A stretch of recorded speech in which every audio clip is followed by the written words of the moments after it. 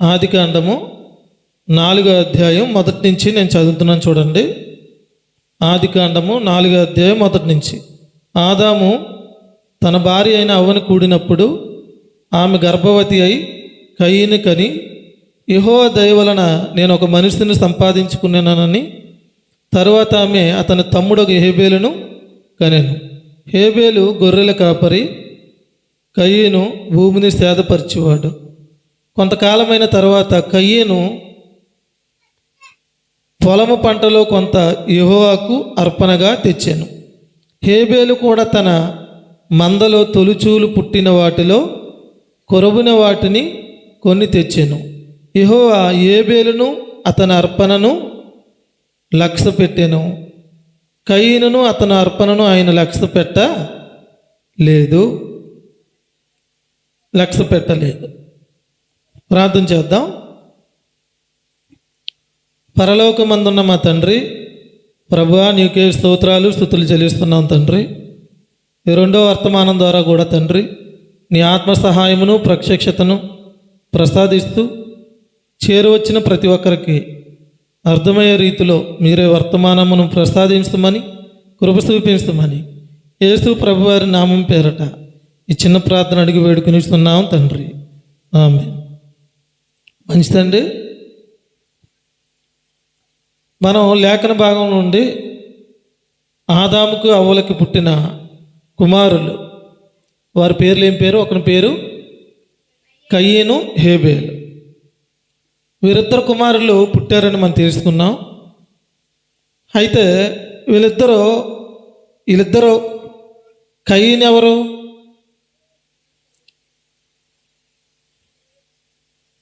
రెండవ వచనంలో ఉంది, తర్వాత ఆమె అతని తమ్ముడు హేబేలును కనెను. హేబేలు గొర్రెల కాపరి, కయీను భూమిని సేదపరిచేవాడు. అంటే కయీను ఎవరంటే వ్యవసాయం చేసేవాడు, హేబేలు ఎవరంటే మందను కాచేవాడు. వీళ్ళిద్దరు కూడా ఆదాముకి అవ్వలకి జన్మించిన కుమారులు. ఈరోజున జాగ్రత్తగా మనసు పెట్టి వాక్యాన్ని విందాం. ఏదైనా వాక్యాన్ని విన్నప్పుడు అది మనసు పెట్టి వింటేనే, అది మనకి మనసుకి మన హృదయానికి గ్రహింపు అయితేనే మనం ప్రభువుని స్తుతించగలుగుతాం.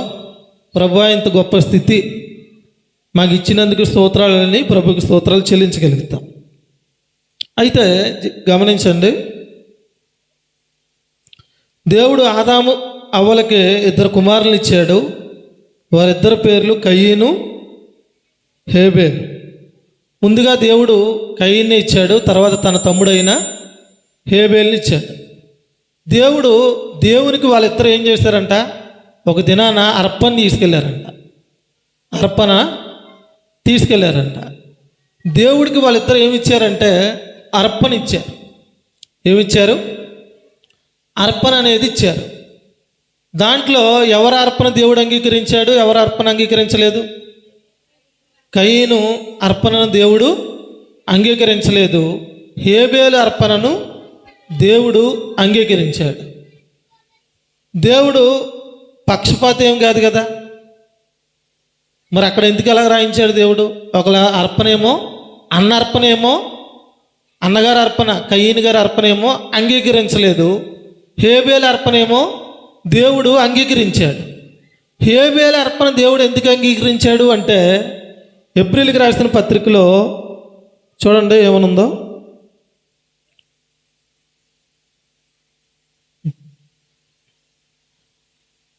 హెబ్రీయులకు రాసిన పత్రిక 11వ అధ్యాయం 4వ వచనం చదవండి.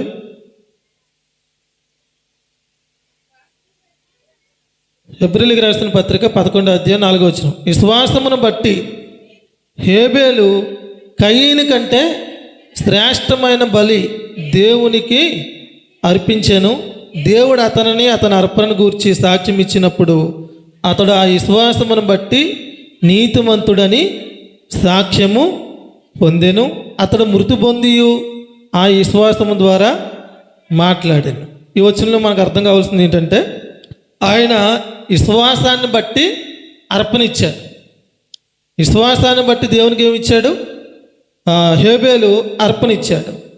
కయీను విశ్వాసాన్ని బట్టి అర్పణ ఇవ్వల, స్వనీతిని బట్టి అర్పణ ఇచ్చాడు. ఈరోజున ఈ వాక్యం మీకు శ్రద్ధగా అర్థమైతే దేవుని ప్రభుని మీరు స్తుతిస్తారు, మనకెంత మేలు కర్మో మనకు అర్థమవుతుంది. చూడండి, ఇప్పుడు మీ ఇక్కడ ఉన్నారు మందిరంలో ఎవరైనా మీరిద్దరూ అర్పణలు తెచ్చి ఒక అర్పణ దేవుడు అంగీకరించకపోతే ఒక అర్పణ అంగీకరిస్తే బాధ కలుగుతుందా లేదా? ఎవరికైనా బాధ కలుగుతుంది. ఇప్పుడు దేవుడు కయీను అర్పణను ఏం చేయలేదు, అంగీకరించలేదు.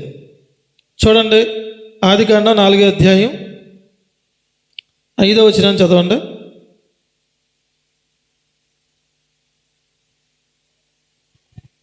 ఆదికాండం 4వ అధ్యాయం 5వ వచనం. కయీనును అతని అర్పణను ఆయన లక్ష్య పెట్టలేదు, కాబట్టి కయీను మిక్కిలి కోపం వచ్చి అతడు తన ముఖము చిన్నబుచ్చుకొనగా దేవుడు కయీనుతో, నీకు కోపమేలా, ముఖం చిన్నబుచ్చుకున్నావేమి అని చెప్తూ ఏమంటున్నాడు, నీవు సత్క్రియ చేసిన ఎడల తలనెత్తుకొనవా, సత్క్రియ చేయని ఎడల వాకిట పాపం పొంచి ఉండెను, నీ ఎడల దానికి వంచ కలుగును, నీవు దాన్ని ఎలుదు అన్నాడు. ఇక్కడ ఈ పదంలో 7వ వచనంలో పదం మనకి ఏమర్థం అవుతుందంటే సత్క్రియ అన్నాడు. ఏ క్రియ? సత్క్రియ. అంటే హేబేలు అర్పణ దేవుడు ఎందుకు అంగీకరించాడంటే ఆ అర్పణలో విశ్వాసం ఉంది. ఆ అర్పణలో ఏముందా? విశ్వాసం ఉంది. ఈయన అర్పణలో ఏం లేదు, విశ్వాసం లేదు, స్వనీతి ఉంది. స్వనీతి అంటే ఏంటంటే జాగ్రత్తగానండి, దేవుని నీతి, స్వనీతి. స్వనీతి పోనీ మీకు సింపుల్గా చెప్తున్నారు, అర్థం చేసుకోండి. స్వనీతి క్రియ, సత్క్రియ. స్వనీతి క్రియ, సత్క్రియ. సత్క్రియకి స్వనీతి క్రియకి తేడా ఏంటంటే, స్వనీతి క్రియ అంటే నేనేదో దేవునికి అర్పణ ఇచ్చి, నేను ఎవరికో భోజనం పెట్టి, ఎవరికో సహాయపడి, నేను ఏదో చేసి నేను నీతిమంతుని అవ్వాలనుకునేదే స్వనీతి క్రియ. దాన్ని ఏమన్నాడు ఎస్ఐ గ్రంథంలో? మురికి గుడ్డలు అన్నాడు. ఏమన్నాడు? మురికి గుడ్డలు అన్నాడు. స్వనీతి క్రియ అంటే అర్థమైందా? మరడమ్మ గారు అర్థమైందా? మీకు అర్థమయ్యేలాగా చెప్తున్నానా లేకపోతే కష్టంగా చెప్తున్నానా? అర్థమయ్యేలాగా చెప్తా. స్వనీతి క్రియ మనం ఒకటెట్టుకోండి. ఒకటంటే ఏంటి? స్వనీతి క్రియ అంటే ఏంటంటే నేను దేవునికి అర్పణ ఇచ్చి, లేకపోతే నేను ఏదో చేసి నేను నీతిమంతుని అవ్వాలి, నేను నీతిమంతురాలను అవ్వాలనుకునేదే స్వనీతి క్రియ. దీన్ని దేవుడు అంగీకరించటం. దానికి సింపుల్గా ఒక పేరు పెట్టాడేమని? మురికి గుడ్డ అన్నాడు. ఏమన్నాడు? మురికి గుడ్డ అన్నాడు. అంటే అర్పణ ఇచ్చి ఏదో చేసి నీతిమంతుని అవ్వాలనుకునేది స్వనీతి క్రియ, అది మురికి గుడ్డ. అయితే సత్క్రియ అంటే ఏంటి? సత్క్రియ అంటే ఏంటంటే ప్రభు నేను విశ్వాసం ఉంచాను, ఆయన నన్ను నీతిమంతుడిగా చేశాడు, నీతిమంతురాలుగా చేశాడు అని విశ్వాసం ఉంచి చేసేదాన్నే సత్క్రియ అన్నాడు. ఇప్పుడు ఇక్కడ సత్క్రియ చేశాడన్నాడా ప్రభు? సత్క్రియ చేయలేదన్నాడా? నువ్వు సత్క్రియ చేస్తే తలనెత్తుకుందు, నువ్వు సత్క్రియలు చేయలేదు కాబట్టే తల దించుకున్నావు అన్నాడు. ఎవరో? దేవుడు స్పష్టంగా అన్నాడు. ఎవరితో అన్నాడు? కయీనుతో అన్నాడు. ఇప్పుడు సత్క్రియ చేసింది ఎవరో? హేబేలు. ఇందాక ఏప్రిల్కి రాసిన పత్రికలు చదువుకున్నామని, ఆయన విశ్వాసాన్ని బట్టి చేసిన క్రియలు కాబట్టే, అర్పణ కాబట్టి దేవుడు దాన్ని అంగీకరించాడు. ఈయన విశ్వాసంతో చేయలేదు కాబట్టే, ఈయన స్వనీతి క్రియ చేశాడు కాబట్టి దేవుడు ఈయన్ని అర్పణను అంగీకరించలేదు. ఇప్పుడు పాయింట్కి వస్తానని గమనించండి. తర్వాత ఏం చేశాడంటే కయీను అన్నగారు తమ్ముడి మీద అసహ్య తెచ్చుకొని తమ్ముడిని చంపేశాడు. ఏం చేశాడు? తమ్ముడిని చంపేశాడు. ఇప్పుడు తమ్ముడిని చంపడం పక్కన పెట్టండి. దేవుడు వెను వెంటనే ఏబేలేమో తన మందలో తీసుకెళ్ళి దేవునికి ఇచ్చాడు అర్పణగా. ఈ కయీనేమో తన పంటలో కూడా తీసుకెళ్ళి ఇచ్చాడు. ఇప్పుడు కయీను అర్పణను దేవుడు అంగీకరించలేదు. హేబేలు అర్పణను దేవుడు అంగీకరించాడు. అంగీకరించిన వాడిని పక్కన పెట్టండి. అంగీకరించలేదు కదా ఎవరో? కయీను అర్పణను దేవుడు అంగీకరించలేదు కదా. ఎంత బాధపడిపోతున్నాడు, కోపపడిపోతున్నాడు, ముఖం తిన్నబుచ్చుకుంటున్నాడు, బాధపడిపోతున్నాడు, నా అర్పణ అంగీకరించలేదని. వన్ టైం తీసుకొచ్చి ఇస్తేనే అంగీకరించలేదు కదా, ఇప్పుడు అంగీకరించలేదు దేవుడు. ఈ వ్యక్తి ఏమైపోతున్నాడు? కోప్పడిపోతున్నాడు, బాధపడిపోతున్నాడు, చాలా ఇబ్బంది పడిపోతున్నాడు. ఈరోజున చాలా సంఘాల్లో సత్క్రియలోనికి నడిపించవలసిన బోధకులు స్వనీతిలోనికి నడిపిస్తున్నారు. ఇది మీకు ఎలాగ అర్థం కావాలంటే, నువ్వు నీతిమంతుడు అవ్వాలంటే దేవునికి అర్పణ ఇవ్వాలి. నువ్వు నీతిమంతుడు అవ్వాలంటే సేవకుని గణపరచాలి. నువ్వు నీతిమంతురాలు అవ్వాలంటే నువ్వు అనేక కార్యక్రమాలు దేవుని పని చేయాలి, పేదలకు ఇవ్వాలి. ఇదిలా చెప్తున్నారు. ఇది స్వనీతి క్రియ కదా. స్వనీతిలోనికి అంటే వ్యర్థమైన దాంట్లోనికి బోధకులు నడిపిస్తున్నారు. ఇప్పుడు వీళ్ళ జీవితాంతకాలం అర్పణిచ్చి, అర్థమవుతుందన్న మాటలో, అర్పణిచ్చి దేవుని పని చేసి ఎవరికైనా భోజనం పెట్టి ఎవరైనా ఆదుకొని వీళ్ళ మనసు అంతా ఏంటి? ఇది ఇచ్చి నీతిమంతుని అవ్వాలని చేస్తున్నారు అనుకోండి. ఇదంతా చేసి చేసి చేసి వీళ్ళు పరలోకం వెళ్తారా? వెళ్ళరా? ఎలాగే వెళ్తారు, పరలోకం వెళ్తారు. పరలోకం వెళ్ళిన తర్వాత క్రీస్తు న్యాయపీఠం ఎదుట నాకు బహుమానం ఏది ప్రభువా అని అంటే, నీ అర్పణలు కాలిపోయాయి, బూడిది అవి మురికి కుట్టలు అన్నాడంటే బాధపడతారా? ఆనందపడతారు. ఒక అర్పణ ఇష్టంలోనే ఈయన ఏమైపోతున్నాడు?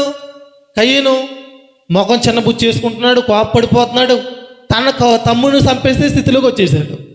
మరి ఎన్నో రోజులు ఈ రోజున చాలామంది సన్నిధికి వెళ్తున్నారా?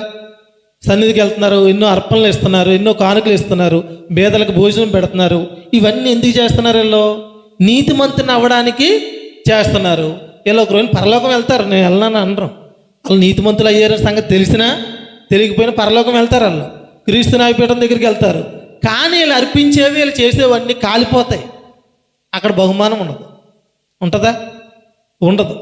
కానీ ఈ రోజున ప్రభువుని మనం ఎంత స్తుతించాలంటే, దేవుడు మనకి గొప్ప అద్భుతమైన పరిచర్యను ఇచ్చాడు.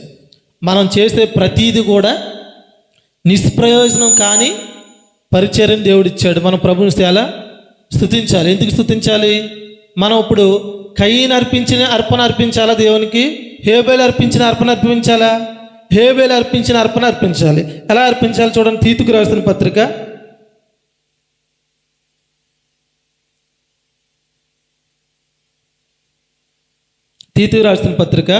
198వ పేజీ 198వ పేజీ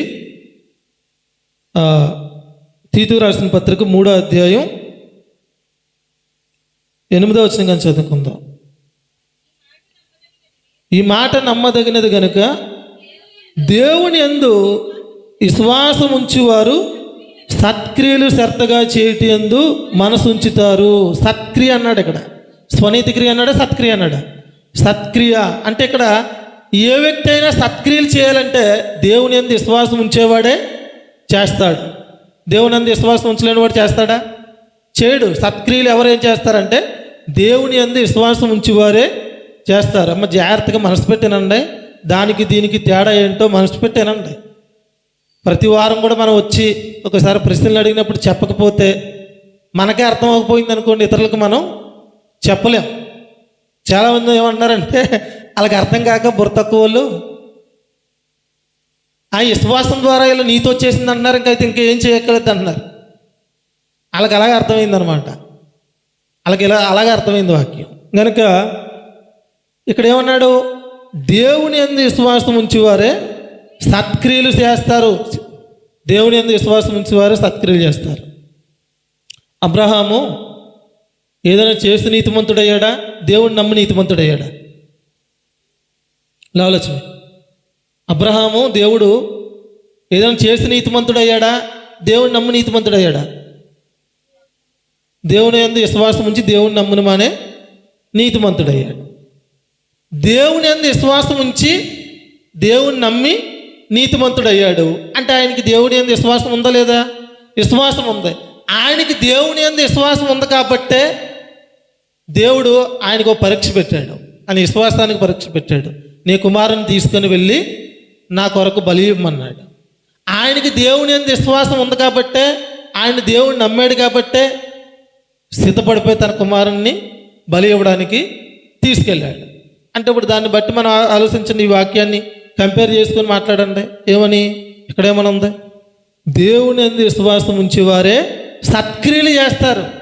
దేవుని యందు విశ్వాసం ఉంచలేని వారు ఏం చేస్తారు? స్వనీతి క్రియలు చేస్తారు. స్వనీతి క్రియలు ఏమైపోతాయి? వేస్ట్ అయిపోతాయి. ఈరోజు చాలా సన్నిధిలో ఈరోజు మనం చాలా అదృష్టవంతులం. మనం ప్రభుకి ఆదివారం కానుకిచ్చిన, దశంభాగం ఇచ్చిన, సభలకు సహకరించిన, మనం ఏది చేసినా మనం నీతిమంతులు అయ్యామనే నిశ్చయతతో ప్రభువు నన్ను నీతిమంతుడిగా చేశాడు. ఆయన యందు నేను విశ్వాసం ఉంచాను, నన్ను నీతిమంతురాలుగా చేశాడు, పరిశుద్ధురాలుగా చేశాడు, ధర్మశాస్త్రం నుంచి విడుదల ఇచ్చాడు, పరలోకంలో కూర్చుండబెట్టాడు. ప్రభువునందు నేను విశ్వాసం ఉంచాను కాబట్టి నాకు ఈ స్థితి ఇచ్చాడని మనం కృతజ్ఞతాపూర్వకంగా చేసేది సత్క్రియ. అయ్యే కదా చేస్తున్నాం మన సత్క్రియలే చేస్తున్నాం. ఎవరైనా నీతిమంతుని అవ్వడానికి చేస్తున్నానన్న వాళ్ళు చేయొద్దండి, ఎవరు ఎత్తరు. ఎందుకంటే ఎప్పటి నుంచో మన వాక్యాన్ని వింటున్నాం. ఇప్పుడు మనం ప్రభువునందు విశ్వాసం ఉంచాం కాబట్టే నీతిమంతులు అయ్యాం. నీతిమంతులు అయ్యాం కాబట్టే పరలోకంలో మనం కూర్చుండబెట్టాడు. కాబట్టే ప్రభు ద్వారా మనం గొప్ప స్థితిని పొందుకున్నాం. కాబట్టే మనం ఏం చేస్తున్నాం? సత్క్రియలు చేస్తున్నాం. ఇప్పుడు ఈ సత్క్రియలకు మనకి క్రీస్తు న్యాయపీఠం ఎదుట బహుమానం ఉంటుందా ఉండదా? ఖచ్చితంగా బహుమానం ఉంటుంది. ఇప్పుడు మన సంఘంలో, మన పరిచర్యలో, కుయ్యేరులో కానీ, ఇంజనీర్లో కానీ, తిప్పరాజపాలెం కానీ, రామచంద్రపురం కానీ, ఇంకా పేతురు గారి సంఘాల్లో కానీ, ఇప్పుడు మనం ప్రభువునందు విశ్వాసం ఉంచి నీతిమంతులం అయ్యామనే వారు సత్క్రియలు చేస్తున్నారు. ఈ సత్క్రియలకు ఒక రోజున మనకు ప్రతిఫలం అనేది ఖచ్చితంగా బహుమానం అనేది ఉంటుంది. మెప్పు ఉంటుంది, బహుమానం ఉంటుంది, ఘనత ఉంటుంది. ఈ సత్క్రియలో మనం ముందుకు నడుస్తున్నప్పుడు స్వాస్థ్యాన్ని అనుభవించగలుగుతాం. ఆ స్వాస్థ్యానికి తగ్గట్లు ప్రభు ఇక్కడ కూడా మనకి ఏం కావాలో తగిన సమయంలో మనకి ఇస్తాడు. ఈరోజున ఈ సంగతి అర్థం కాక చాలామంది ఏం చేస్తున్నారంటే, హేబేలు చేసిందేమో సత్క్రియ. హేబేలు ఎలా చేశాడు? విశ్వాసాన్ని బట్టి చేశాడు. విశ్వాసాన్ని బట్టి చేశాడు. ఇప్పుడు హెబ్రీయులకు రాసిన పత్రిక 11వ అధ్యాయం అంటే విశ్వాసములు వీరులుండే జాబితా, పరలోకం వెళ్ళేవారు జాబితా అక్కడ రాయించాడు దేవుడు. ఇప్పుడు దేవుడు ఏమన్నాడు హెబ్రీయులకు రాసిన పత్రికలో? మళ్ళీ చదవండి పదం. హెబ్రీయులకు రాసిన పత్రిక 11వ అధ్యాయం 4వ వచనం చదవండి. విశ్వాసమును బట్టి హేబేలు కయీని కంటే శ్రేష్టమైన బలి దేవునికి అర్పించెను. దేవుడు అతని అర్పణ గురించి సాక్ష్యం ఇచ్చినప్పుడు అతడు ఆ విశ్వాసమును బట్టి నీతిమంతుడని తీర్పు, నీతిమంతుడని సాక్ష్యము పొందెను. అంటే ఆయన అర్పణ గురించి సాక్ష్యం ఇస్తున్నాడు. విశ్వాసాన్ని బట్టి హేబేలు చేశాడని సాక్ష్యం ఇస్తున్నాడు. ఇప్పుడు కయీన్ ఏమంటున్నాడు 4వ అధ్యాయంలో? నువ్వు సత్క్రియ చేస్తే తలనెత్తుకుందు. నువ్వు చేసింది ఏంటి? స్వనీతి క్రియ. అంటే నేను ఇచ్చిన దాన్ని బట్టి నన్ను నీతిమంతుడిగా చెయ్యి, ఇచ్చిన దాన్ని బట్టి నన్ను అంగీకరించనేది నువ్వు చేసింది స్వనీతి క్రియ అంటున్నాడు. ఈరోజు ఈ రెండిట్లకి డిఫరెన్స్ అర్థం కాక చాలామంది సంఘాల్లో చేస్తున్నదంతా ఏంటంటే స్వనీతి క్రియలు చేస్తున్నారు. ఏం చేస్తున్నారు? స్వనీతి క్రియలు చేస్తున్నారు. మరి చేస్తే నష్టం ఏంటండి అంటే అవి కాలిపోద్ది. ఆ పరిచయం ఏమైపోద్ది? ఇప్పుడు కయ్యని తీసుకెళ్ళాడు, అర్పణ ఇచ్చాడు, ఆ బలిపీట మీద పెట్టాడు, బలిపీట మీద కాలిపోయింది అది. ఇప్పుడు వీళ్ళు చేసేవన్నీ కాలిపోతాయా లేవా? చాలామంది సంఘాల్లో, చాలామంది చర్చెస్లో వారు చేస్తున్నదంతా కూడా వారు నేను కానుకిచ్చి నీతిమంతురాలను అవ్వాలి, పలానోళ్ళకి భోజనం పెట్టి నీతిమంతురాలను అవ్వాలి, దశమ భాగం ఇచ్చి నీతిమంతురాలను అవ్వాలి, నేను దేవుడికి ఏదో చేసి నేను నీతిమంతురాలు అవ్వాలి, పరలోకం వెళ్ళాలని చేస్తున్న వాళ్ళందరూ కూడా వారు చేస్తున్నది నిష్ప్రయోజనం అయిపోద్ది. దాన్ని ఏమంటారు? బూడిదలో పోసిన పన్నీరు అయిపోద్ది. వారికి ఏ బహుమానం ఉండదు. ఇప్పుడు ఎంత గోల పెడతారు చెప్పండి? అక్కడికి వెళ్ళిన తర్వాత పెడతారా లేదా? ఖచ్చితంగా గోల పెడతారు. మనందరికి ఒక ఇద్దరు తెలుసు. ఎవరంటే వాళ్ళు యాకోబు, ఏసాకు. ఇసాకు కుమారులు ఇద్దరు కాదా? ఇసాకు కుమారులే కదా. ఇసాకు కుమారులు ఎవరు? యాకోబు, ఏసాకు. యాకోబు అక్కడికి వెళ్ళిన తర్వాత ఎంత ఘనత, ఎంత మెప్పు, ఎంత మహిమ, ఎన్ని బహుమానాలు పొందుకుంటాడో. కానీ ఏసావు మాత్రం అక్కడికి వెళ్ళిన తర్వాత ఏడుస్తాడు. ఎందుకంటే చిక్కుడికాయల కూరకైనా ఏం చేశాడు? దేశతత్వాన్ని అమ్మేసుకున్నాడు. తన స్వాస్థ్యాన్ని అనుభవించలేడు అక్కడికి వెళ్ళిన తర్వాత. అలాగే ఈరోజు చాలామంది ఏం చేస్తున్నారంటే స్వనీతి క్రియల్లో దేవుని సేవకులు కూడా వారు నడిపిస్తున్నారు. దేవుని సేవకులు కూడా ఏం అర్థం కాలేదు. మనం విశ్వాసాన్ని బట్టి నీతిమంతులమయ్యామనే సంగతి అర్థం కాలేదు. అర్థం కాక వారిని స్వనీతిలోకి నడిపిస్తున్నారు. మీరు ఏం చేస్తున్నారు దేవుని కొరకు? మీరు ఏదో ఒకటి చేయాలి అని వారిని స్వనీతిలో నడిపిస్తున్నారు. వీళ్ళ బాధ అంతా ఏంటంటే ఇప్పుడు ఒకప్పుడు అంటే అర్థం కాలేదు, ఇప్పుడైనా సరే అర్థమైనప్పుడు, అర్థమైన తర్వాత కూడా సంఘంలో ఏం చేయాలి?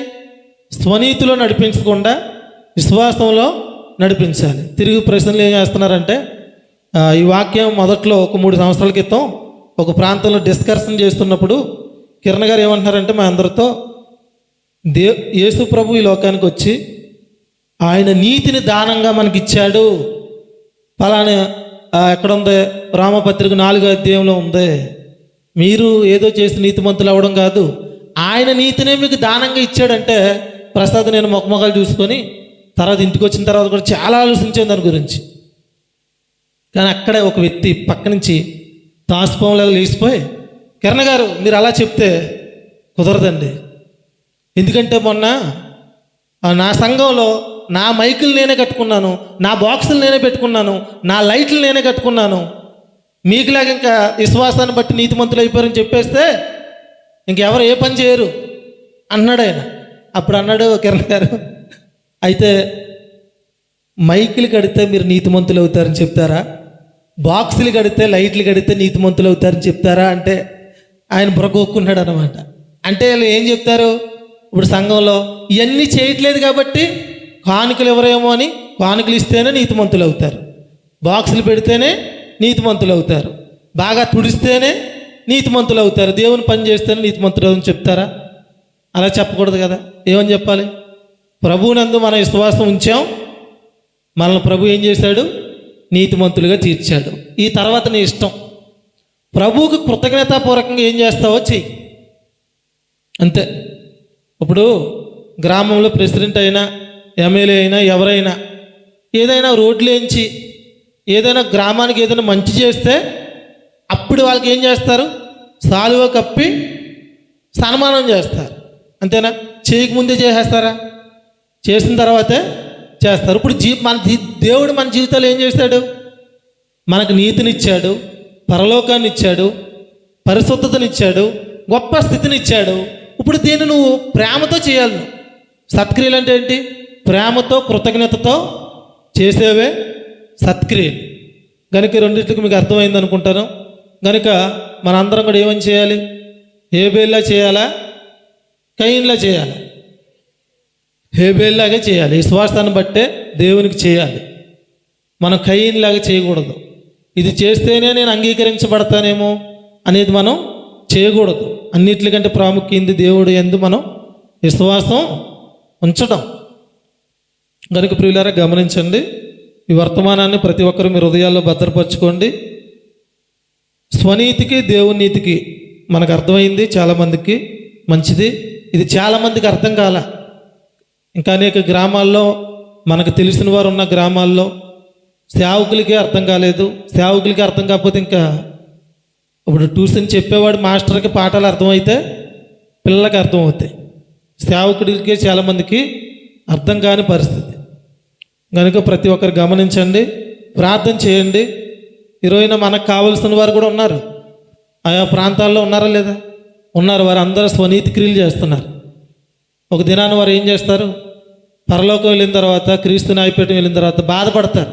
ఏ ప్రభువా మేము చేసినవి ఎన్నో చేసాం, ఆ సభకి ఎంత ఇచ్చాం, ఈ సభకి ఎంత ఇచ్చాం, ఎన్నో కానుకలు ఇచ్చాం, ఎంతో చేసాం. ఏది ప్రభువా అంటే, నువ్వు ఎలా చేసావు? ఇది చేసి నీతిమంతుని అవ్వాలని చేసావు కాబట్టి నీది ఎప్పుడో కయీనులాగా నీ అర్పణ కాలిపోయింది అని దేవుడు వారి సాక్ష్యం ఇస్తాడు.